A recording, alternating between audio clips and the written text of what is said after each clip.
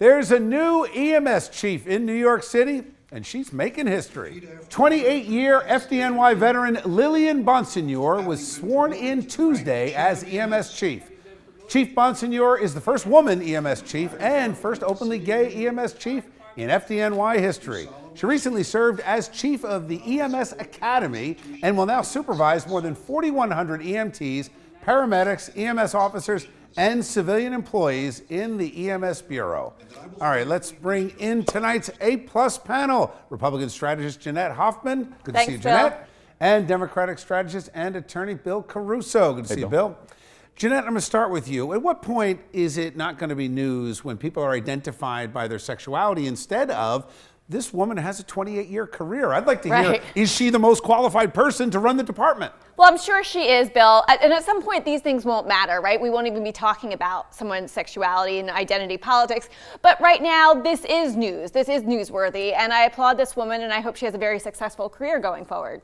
You know, it's interesting, Bill. I think about Richard Grenell, who was the longest-serving UN spokesman. President Trump appoints him as UN ambassador. You don't hear a peep out of the news about this openly gay ambassador of Germany, a historic first. If you're going to go that way of identity politics, it's because Republicans don't play that game, but Democrats, especially a guy like Bill de Blasio, who's maneuvering to be president. And doesn't it call into question that is this about her identity or about her qualifications? There's a lot of questions in that. It's a lot. That was a very long question, Bill. Yeah, I mean, listen, is there a double standard sometimes? And is there a double standard towards men? Is there a double standard because this is a New York City media market and there's a lot more focus on that? I don't know. I kind of go back to what Jeanette said, though. This isn't going to be an issue anymore soon because we're not going to have firsts. Right. It's going to be the 3rd or the 10th or whatever. So I think we're actually at that phase. And I'm excited about this for New York City, not because she's gay and not because she's the first woman. She sounds like she's pretty qualified, and that's a good thing. And sometimes the media doesn't always talk about Republican administrations having first, Bill. I think there's a double standard in the media. Remember, Kellyanne Conway was the first Republican woman to run a presidential campaign. Media didn't talk about it. If she was a Democrat, I think they would talk about it. Well, that's why I say, is this more about an openly gay woman, or is this about the fact that the media shills for Democratic administrations?